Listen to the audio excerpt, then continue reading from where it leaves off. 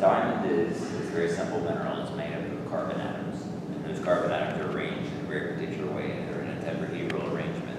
So it's what makes diamond different than graphite is how the carbon atoms are arranged. They're the same, otherwise they're all pure carbon.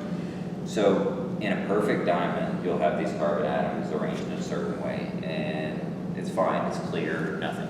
But diamond doesn't tend to be that way. It has impurities in it, and most notably nitrogen, because there's nitrogen most everywhere.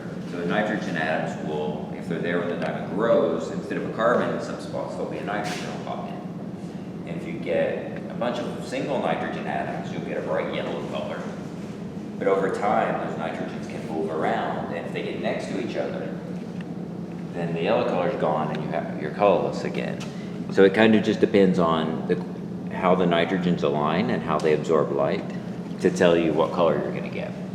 So in the diamond industry, there's a bit of a premium put on diamonds that are called type 2 or type 2A, and those are considered pure and rare because they don't have measurable nitrogen when you run an FTIR, infrared absorption spectrum.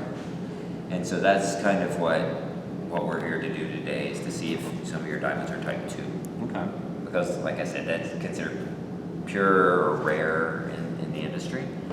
The others are all termed type 1, and that just means they have nitrogen. So we have cards over there. We can do for every diamond if you want, but I mean, it doesn't really mean much for the type 1 diamonds. What we've been doing with the first person was anything we find as type 2, we fill out a card that says it's type 2. I think that's probably the most valuable to you. Sure. Rather than have a whole stack of cards that all say the same thing. So that machine over there, it's an infrared, an FTIR spectrometer. It shoots infrared light through the diamond. It doesn't hurt it at all. But the impurities that are in there absorb this light, and they will vibrate in a certain way. And by how they vibrate, we can tell whether there's nitrogen in there, and whether it's like in single nitrogens or pairs of nitrogens or a whole bunch of nitrogens, that sort of thing. So it's like the gold standard for diamond type and how to determine. It also confirms definitively that what you have is a diamond. And that may seem like something you didn't need to worry about, but I'll just give you an idea. The first collections we looked at, there were at least 3 stones in each collection that were not diamonds. Really? I mean, the park, they do a good job, they do the best they can, but they're using microscopes to try and tell you if it's a diamond or not. Sometimes it's a little difficult. This is completely conclusive. So none of the big stones, it's all been like much smaller things.